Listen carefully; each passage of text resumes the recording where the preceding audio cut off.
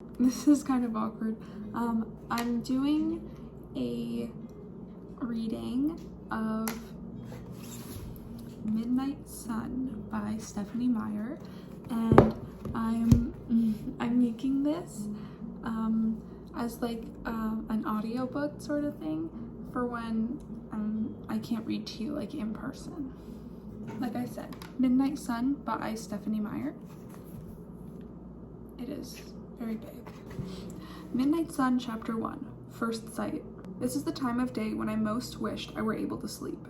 High school. Or was purgatory the right word?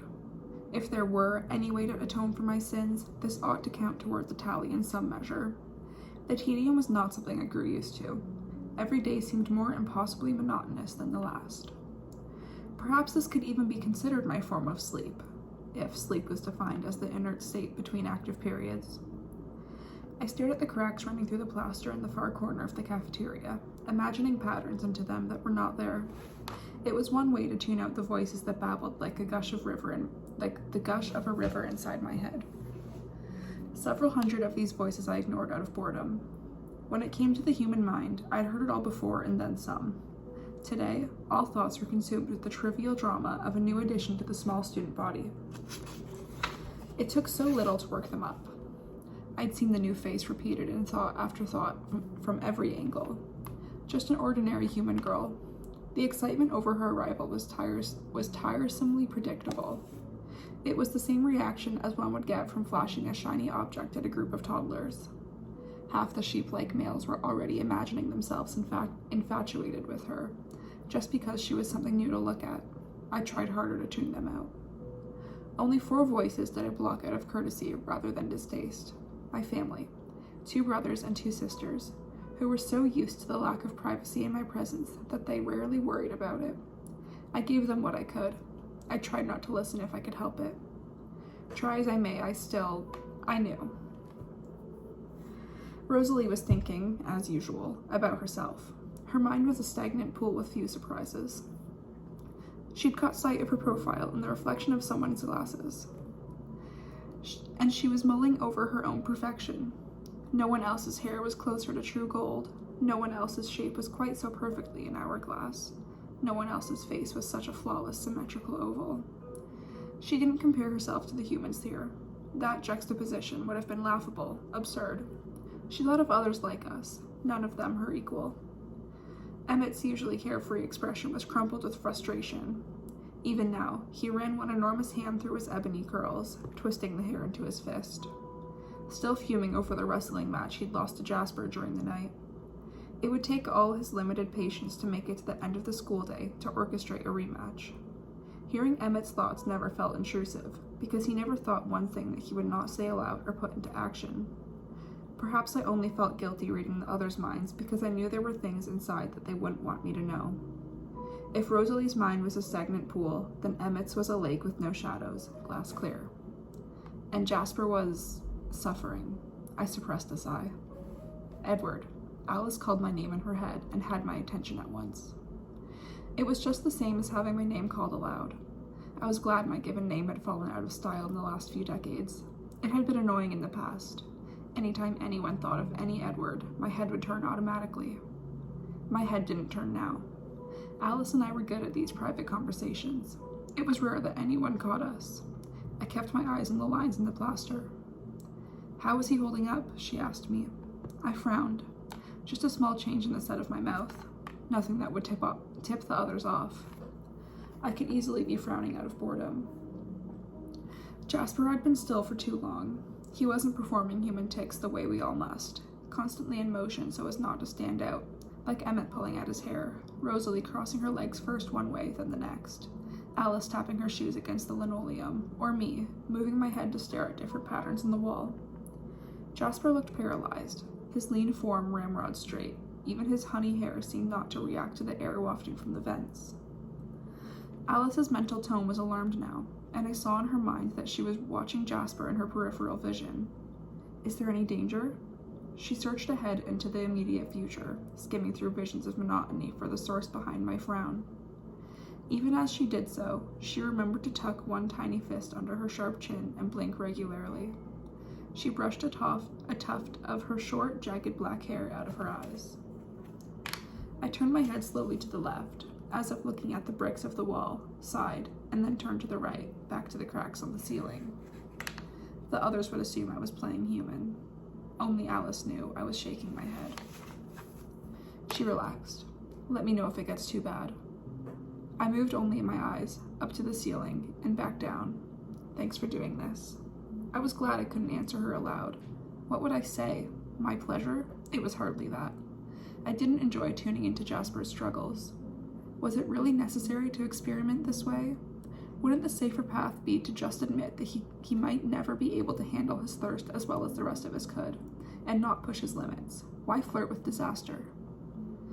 It had been 2 weeks since our last hunting trip.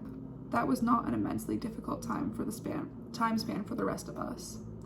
A little uncomfortable, occasionally, if a human walked too close, if the wind blew the wrong way. But humans rarely walked too close. Their instincts told them what their conscious minds would never understand. We were a danger that must be avoided. Jasper was very dangerous right now. It did not happen often, but every now and then I would be struck by the obliviousness of the humans around us. We were all so accustomed to it. We always expected it, but occasionally it seemed more glaring than usual.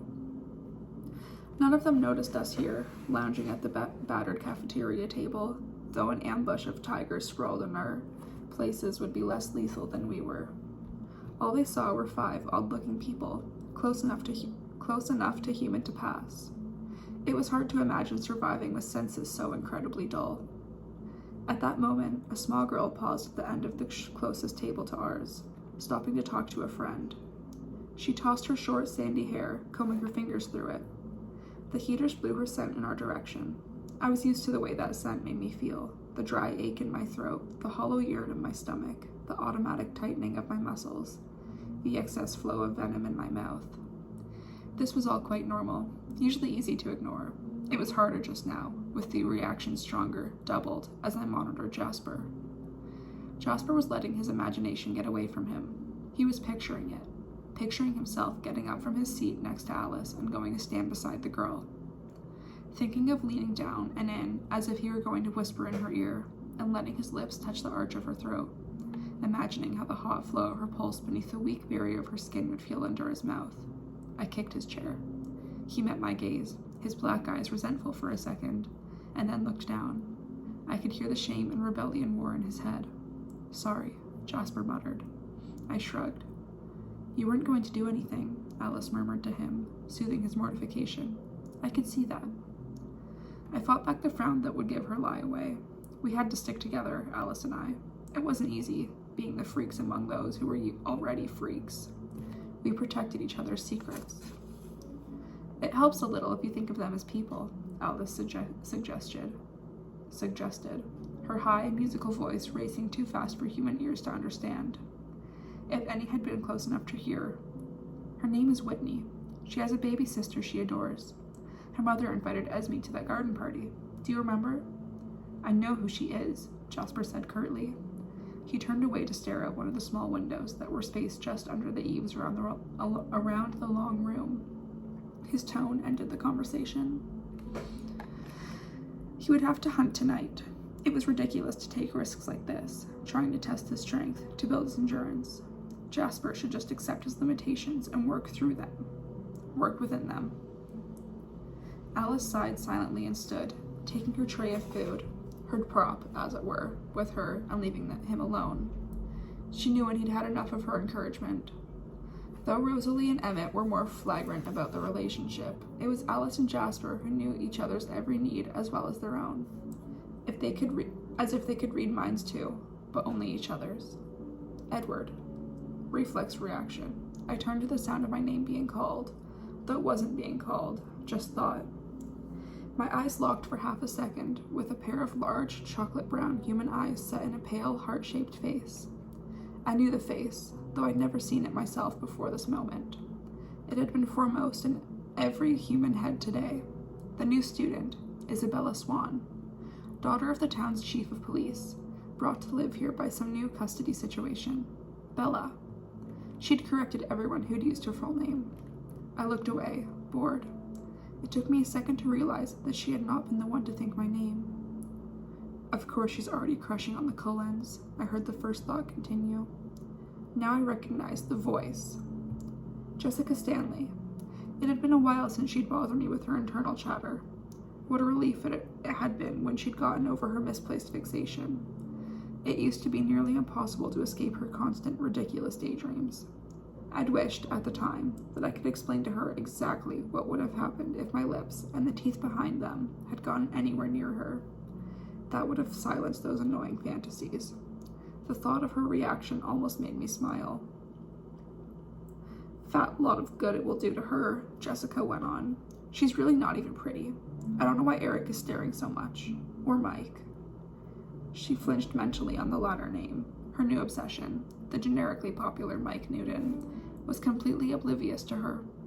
Apparently, he was not as oblivious to the new girl. Another child reaching for the shiny object.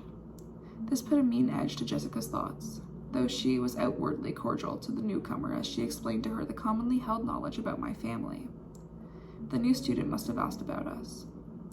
Everyone's looking at me today too, Jessica thought smugly. Isn't it lucky Bella has 2 classes with me? I'll bet Mike will want to ask me what she's...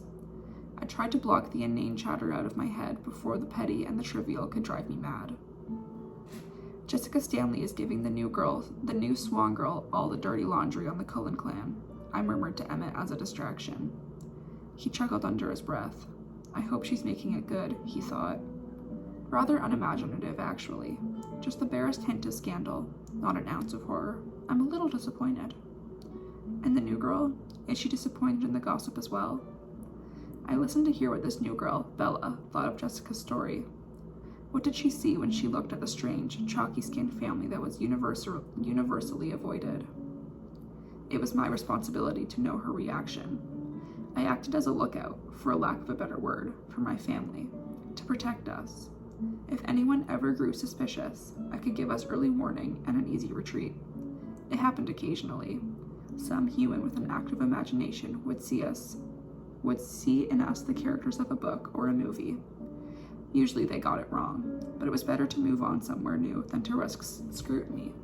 Rarely, extremely rarely, someone would guess right. We didn't give them a chance to test their hypothesis. We simply disappeared, to become no more than a frightening memory. That hadn't happened for decades. I heard nothing, though I listened close beside where Jessica's frivolous internal monologue continued to gush. It was as if there was no one sitting beside her. How peculiar. Had the girl moved? That didn't seem likely, as Jessica was still babbling at her. I looked up, feeling off balance, checking on my extra hearing. It wasn't something I ever had to do. Again, my gaze locked onto those wide brown eyes. She was sitting right where she had been before and looking at us. A natural thing to be doing, I supposed, as Jessica was still regaling her with the local gossip about the Cullens. Thinking about us, too, would be natural. But I couldn't hear a whisper. Warm, inviting red stained her cheeks as she looked down, away from the embarrassing gaffe of getting caught staring at a stranger. It was good that Jasper was still gazing out the window. I didn't like to imagine what that easy pooling of blood would do to his control. The emotions had been as clear on her face as if they were spelled out in words. Surprise, as she unknowingly absorbed the signs of the subtle differences between her kind and mine. Curiosity, as she listened to Jessica's tale, and something more. Fascination? It wouldn't be the first time. Super beautiful to them, our intended prey. Then, finally, the embarrassment. And yet, though her thoughts had been so clear in her odd eyes, odd because of the depth of them, I could hear only silence from the place she was sitting. Just silence. I felt a moment of unease. This was nothing I'd ever encountered. Was there something wrong with me? I felt exactly the same as I always did. Worried, I listened harder. All the voices I'd been blocking were suddenly shouting in my head. Wonder what music she likes. Maybe I could mention my new CD.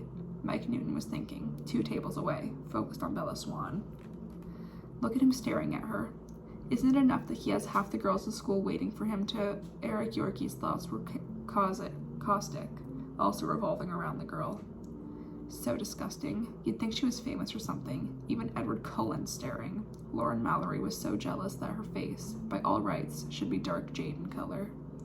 And Jessica, flaunting her new best friend. What a joke.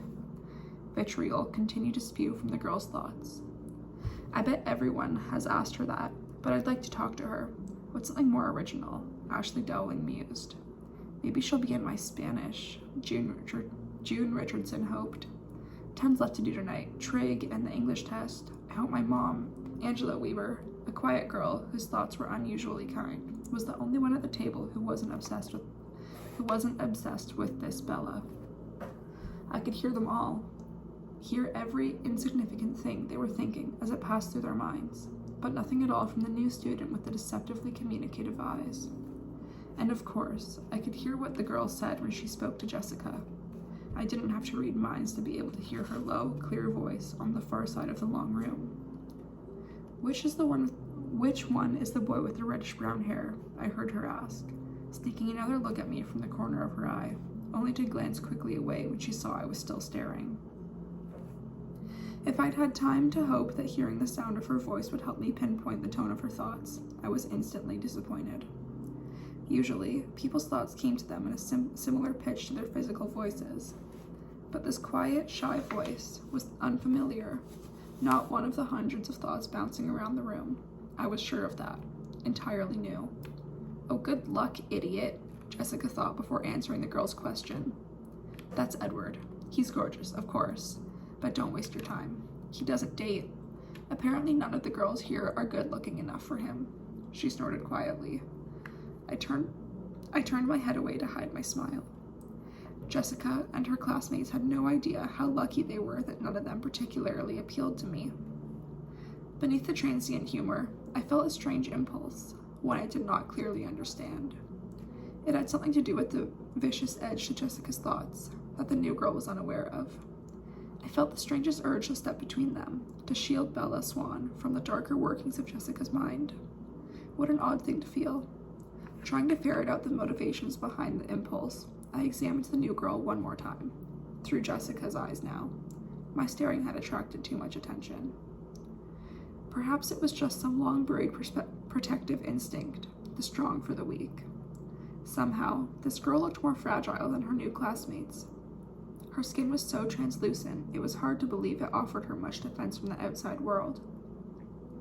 I could see the rhythmic pulse of blood through her veins under the clear, pale membrane.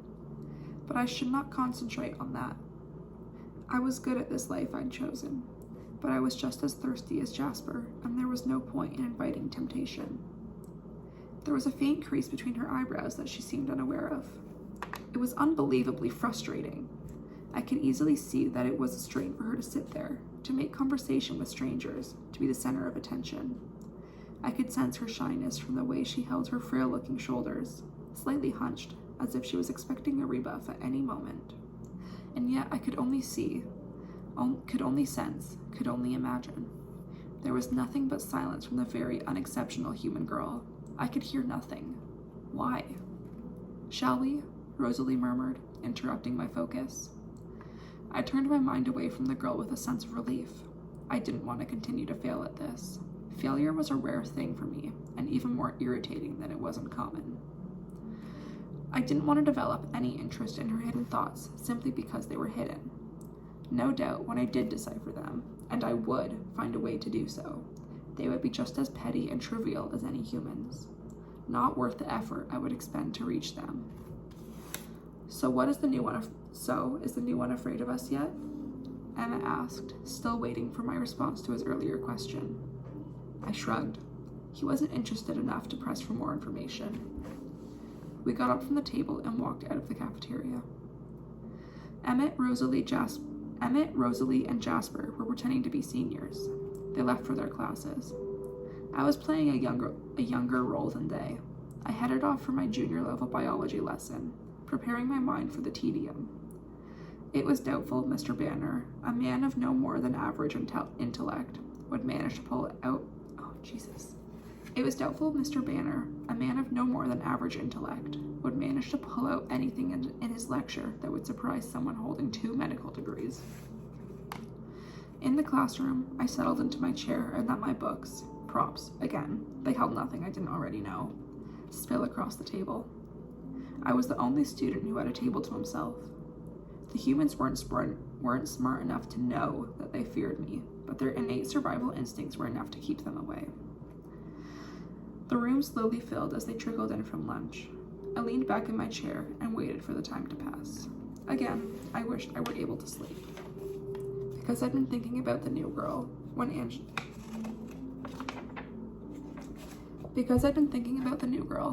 Angela Weaver escorted her through the door, her name intruded on my attention. Bella seems just as shy as me. I'll bet today is really hard for her. I wish I could say something, but it would probably just sound stupid. Yes, Mike Newton thought, turning in his seat to watch the girls enter. Still, from the place where Bella Swan stood, nothing. The empty space where her thoughts should be vexed and unnerved me. What if it all went away? What if this was just the first symptom of some kind of mental decline? I'd often wished that I could escape the cacophony, that I could be normal, as far as that was possible for me. But now I felt panicked at the thought. Who would I be without what I could do? I'd never heard of such a thing. I would see if Carlisle had. The girl walked down the aisle beside us, headed to the teacher's desk. Poor girl, the seat next to me was the only one available.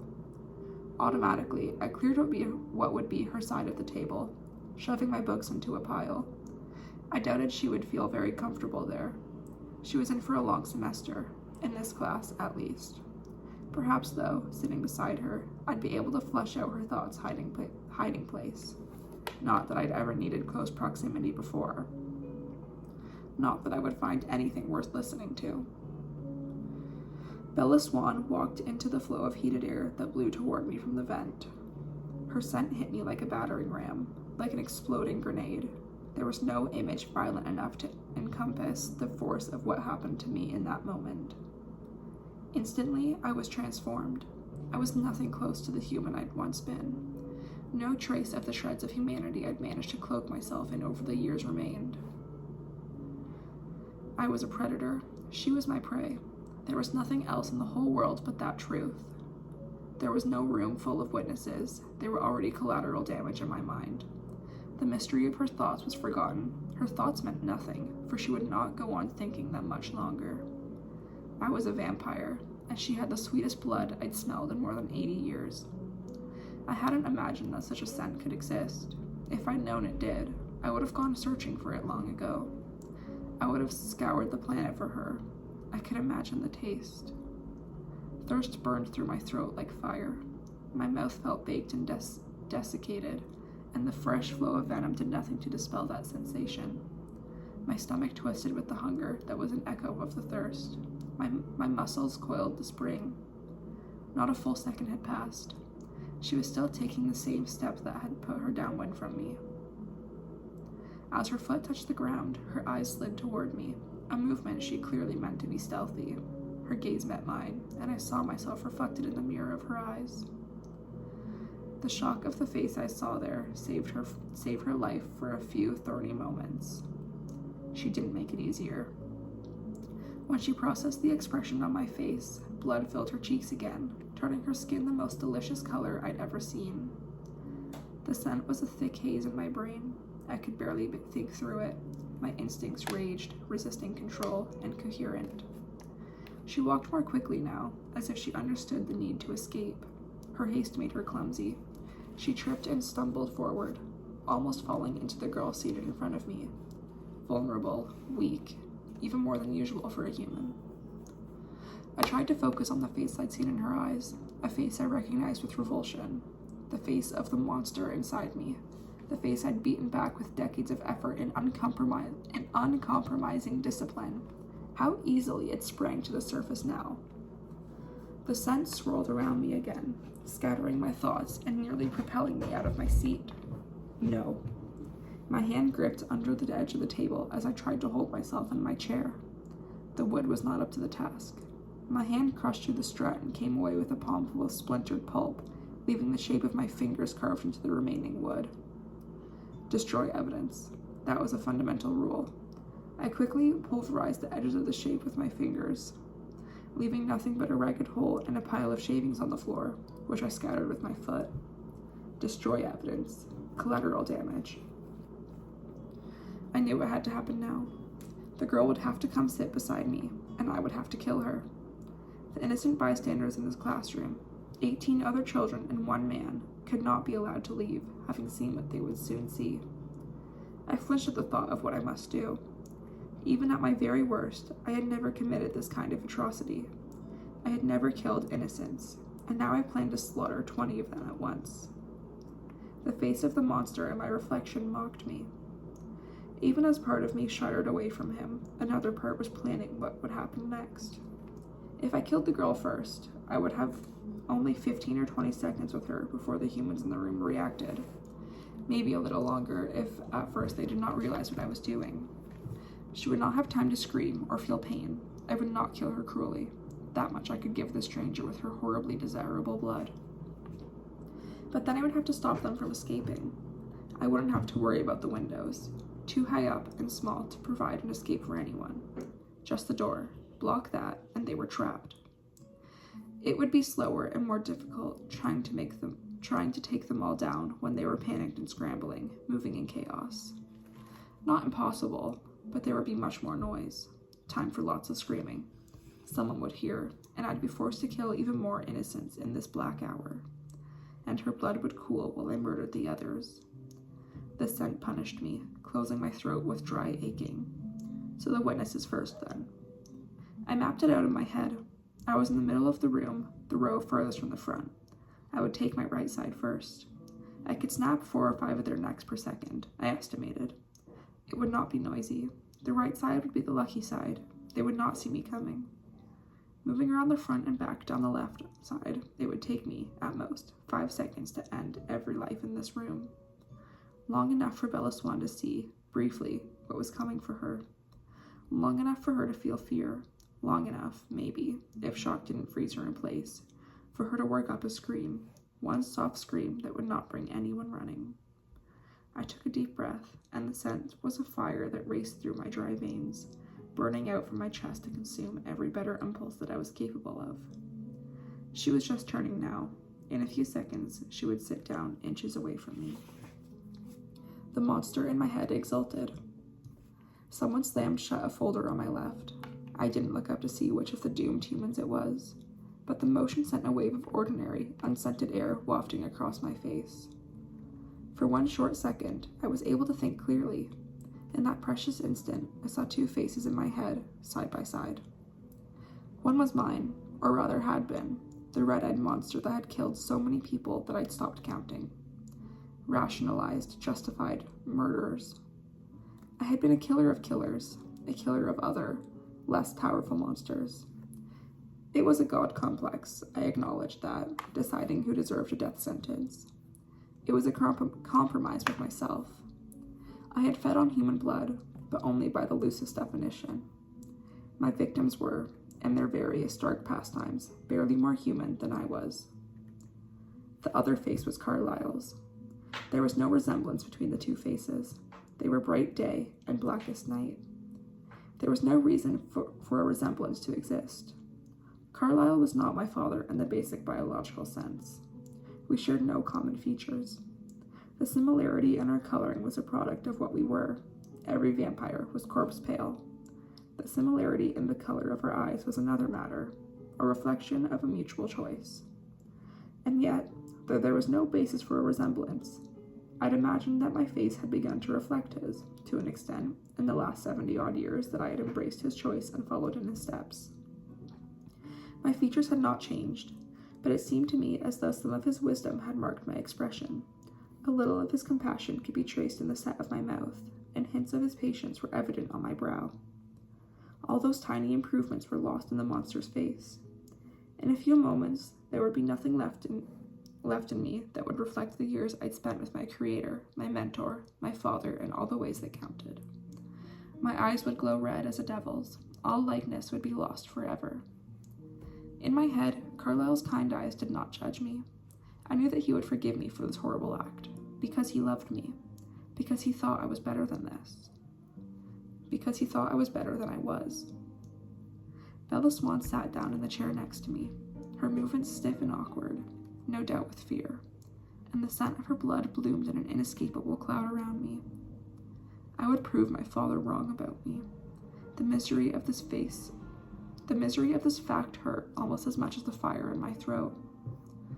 I leaned away from her in revulsion, disgusted by the monster aching to take her. Why did she have to come here? Why did she have to exist? Why did she have to ruin the little peace I had in this non-life of mine? Why had this aggravating human ever been born? She would ruin me. I turned my face away from her as a sudden, fierce, irrational hatred washed through me. I didn't want to be a monster. I didn't want to kill this room full of harmless children. I didn't want to lose everything I'd gained in a lifetime of sacrifice and denial. I wouldn't. She couldn't make me. The scent was the problem, the hideously appealing scent of her blood. If there was only some way to resist, if only another gust of fresh air could clear my head. Bella Swan shook out her long, thick mahogany hair in my direction. Was she insane?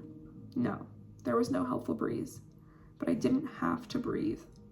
I stopped the flow of air through my lungs. The relief was instantaneous, but incomplete. I still had the memory of the scent in my head, the taste of it on the back of my tongue. I wouldn't be able to resist even for that long.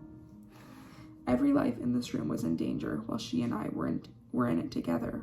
I should run. I wanted to run, to get away from the heat of her next to me and the punishing pain of the burning. But I wasn't 100% sure that if I unlocked my muscles to move, even just to stand, I wouldn't lash out and commit the slaughter I'd already planned. But perhaps I could resist for an hour. Would 1 hour be enough time to gain control to move without striking? I doubted, then forced myself to commit. I would make it through. Just enough time to get out of this room full of victims that perhaps didn't even have to be victims. If I could resist for 1 short hour. It was an unforgivable feeling.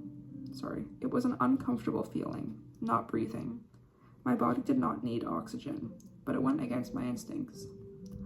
I relied on scent more than my other senses in times of stress.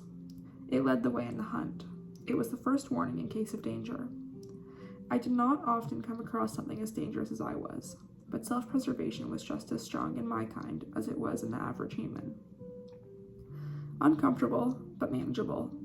More bearable than smelling her and not sinking my teeth through that fine, thin, see-through skin to the hot, wet, pulsing. An hour. Just 1 hour. I must not think of the scent, the taste. The silent girl kept her hair between us, leaning forward so that it spilled across her folder. I couldn't see her face to try to read the emotions in her clear, deep eyes. Was she trying to hide those eyes from me, out of fear, shyness, to keep her secrets? My former irritation at being stymied by her soundless thoughts was weak and pale in comparison to the need and the hate that possessed me now. For I hated this frail girl beside me, hated her with all the fervor with which I clung to my former self, my love of my family, my dreams of being something better than what I was. Hating her, hating how she made me feel, it helped a little. Yes, the irritation I'd felt before was weak, but it too helped a little.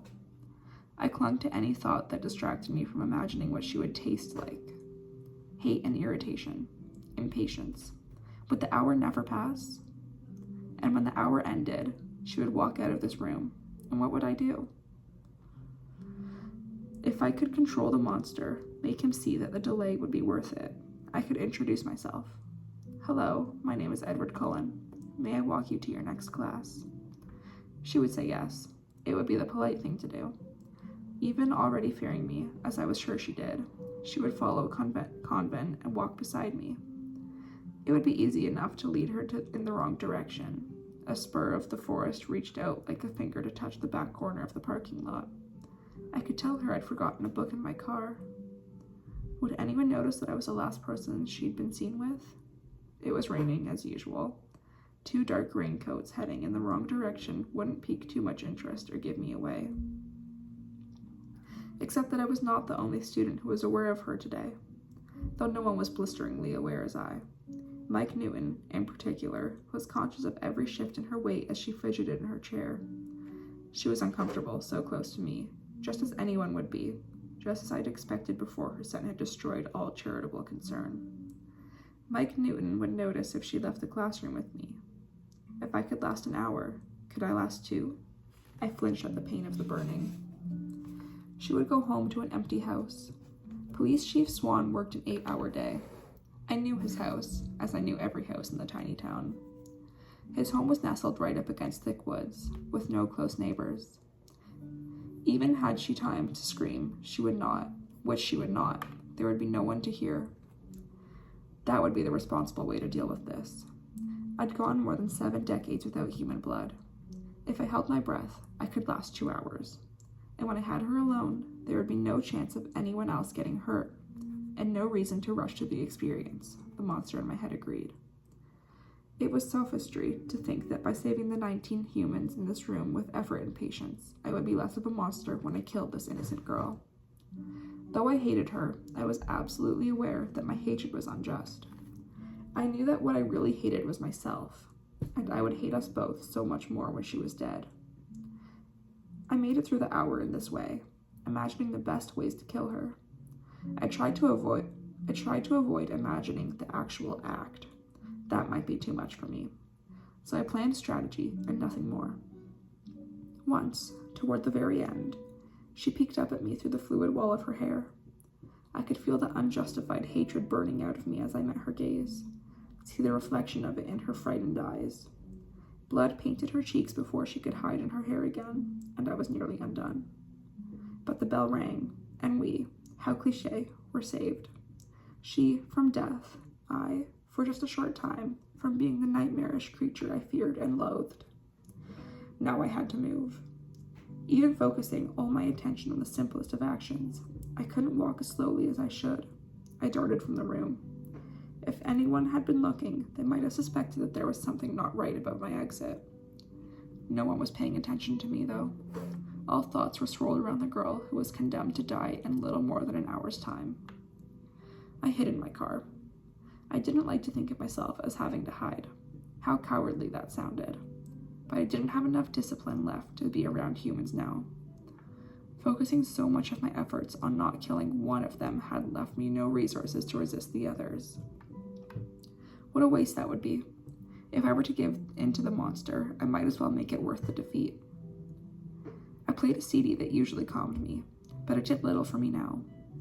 No, what helped most was the cool, wet air that drifted with the light rain through my open windows. Though I could remember the scent of fellow Swan's blood with perfect clarity, inhaling this clean air was like washing out the inside of my body from its infection. I was sane again. I could think again, and I could fight again. I could fight what I didn't want to be. I didn't have to go to her home. I didn't have to kill her. Obviously, I was a rational, thinking creature, and I had a choice. There was always a choice. It hadn't felt that way in the classroom, but I was away from her now. I didn't have to disappoint my father. I didn't have to cause my mother stress, worry, pain.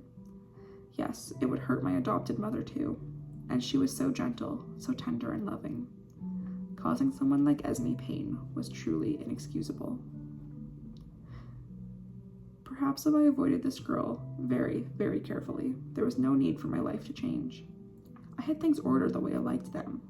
Why should I let some aggravating and delicious nobody ruin that?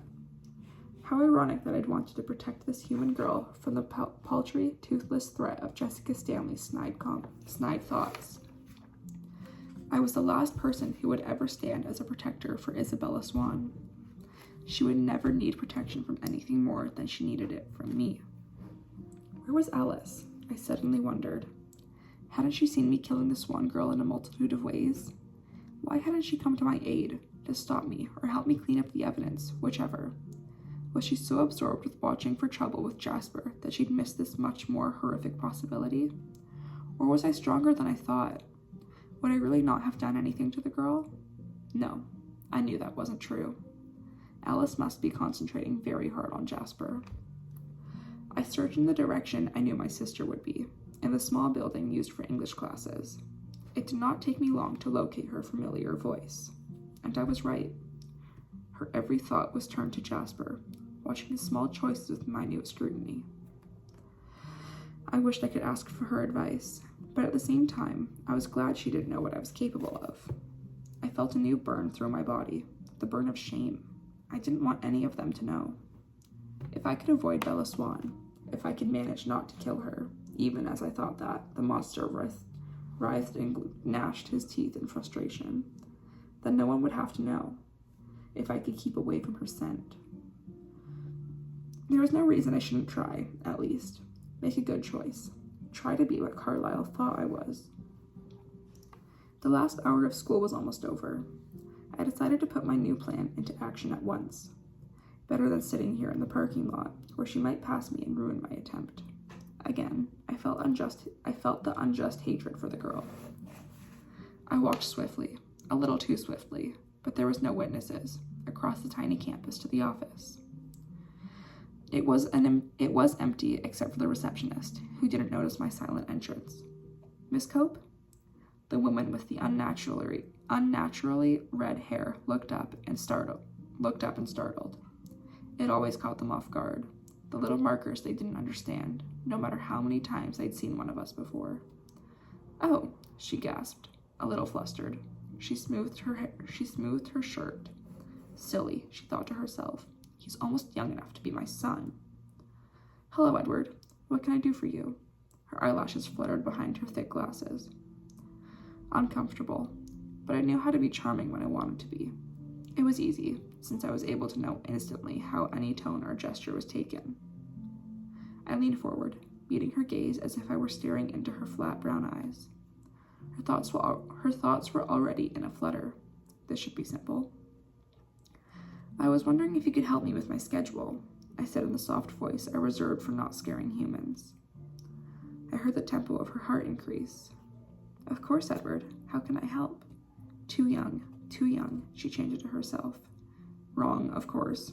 I was older than her grandfather. I was wondering if I could move my biology class to a senior level science. Physics, perhaps?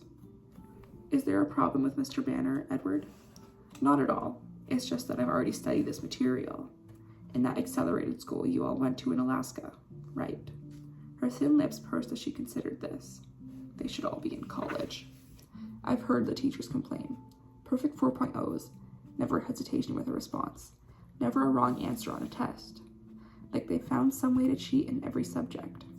Mr. Varner would rather believe that anyone was cheating in trig than think that a student was smarter than him. I'll bet their mother tutors them. Actually, Edward, physics is pretty full right now.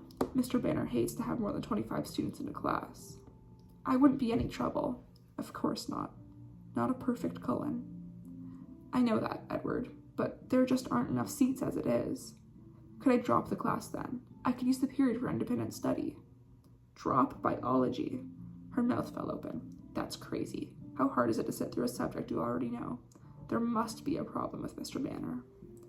You won't have enough credits to graduate. I'll catch up next year. Maybe you should talk to your parents about that. The door opened behind me, but whoever it was did not think of me, so I ignored the arrival and concentrated on Miss Cope. I leaned slightly closer and stared as if I was gazing more deeply into her eyes. This would work better if they were gold today instead of black. The blackness frightened people, as it should. My miscalculation affected the woman. She flinched back, confused by her conflicting instincts. Please, Miss Cope, I murmured, my voice as smooth and compelling as it could be, and her momentary aversion eased. Isn't there some other section I could switch to? I'm sure there has to be an open slot somewhere. 6th hour biology can't be the only option. I smiled at her, careful not to flash my teeth so widely that it would scare her again, letting the expression soften my face. Her heart thrummed faster. Too young, she reminded herself, frantically. Well, maybe I could talk to Bob. I mean Mr. Banner. I could see if... A second was all it took to change everything. The atmosphere in the room, my mission here, the reason I leaned toward the red-haired woman. What had been for one purpose was now for another. A second was all it took for Samantha Wells to enter the room, place a signed tardy slip in the basket by the door, and hurry out again, in a rush to be away from school. A sudden gust of wind through the open door crashed into me, and I realized why that first person through the door had not interrupted me with her thoughts. I turned, though I did not need to make sure. Bella Swan stood with her back pressed to the wall beside the door, a piece of paper clutched in her hands. Her eyes were even larger Her eyes were even larger than before as she took in my ferocious and human glare. The smell of her blood saturated every particle of air in the tiny, hot room. My throat burst into flames. The monster glared back at me from the mirror of her eyes again, a mask of evil. My hand hesitated in the air above the counter. I would not have to look back in order to reach across it and slam Miss Cope's head into her desk with enough force to kill her. 2 lives rather than 20. A trade. The monster waited anxiously, hungrily, for me to do it. But there was always a choice. There had to be.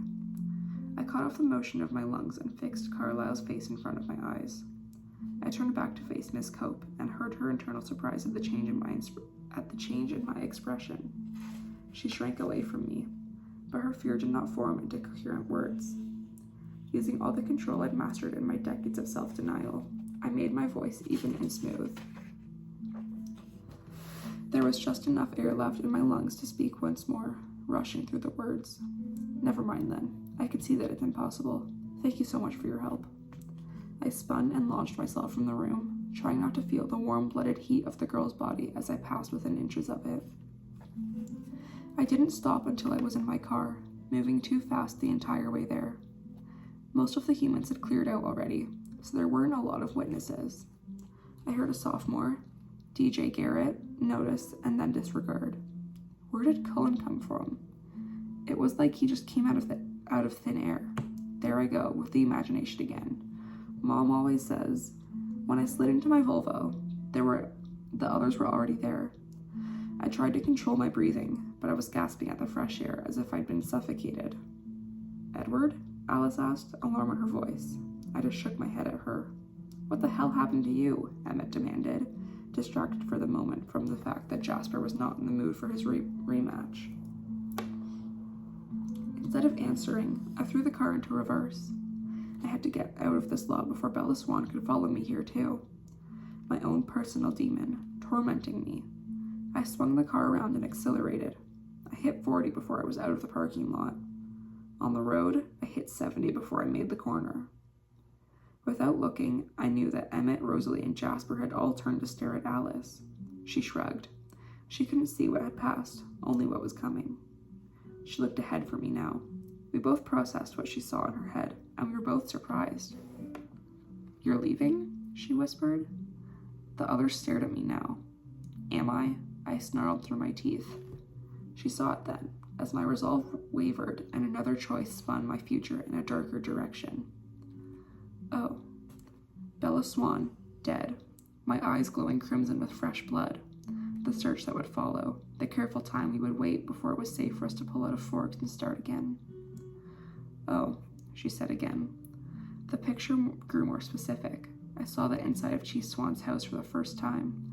Saw Bella in a small kitchen with yellow cupboards, her back to me as I stalked her from the shadows, let the scent pull me toward her. Stop, I groaned, not able to bear more. Sorry, she whispered. The monster rejoiced. And the vision in her head shifted again. An empty highway at night, the trees beside it coated in snow, flashing by at almost 200 miles per hour. I'll miss you, she said, no matter how short a time you're gone. Emmett and Rosalie exchanged an apprehensive glance. We were almost to the turnoff onto the long drive that led to our home. Drop us here, Alice instructed. You should tell Carlisle yourself. I nodded, and the car squealed to a sudden stop. Emmett, Rosalie, and Jasper got out in silence. They would make Alice explain when I was gone. Alice touched my shoulder. You will do the right thing, she murmured. Not a vision this time, an order. She's Charlie Swan's only family. It would kill him too. Yes, I said, agreeing only with the last part. She slid out to join the others, her eyebrows pulling together in anxiety. They melted into the woods, out of sight before I could turn the car around. I knew the visions in Alice's head would be flashing from dark to bright like a strobe light as I sped back to Forks doing 90. I wasn't sure where I was going, to say goodbye to my father, or to embrace the monster inside me. The road flew away beneath my tires.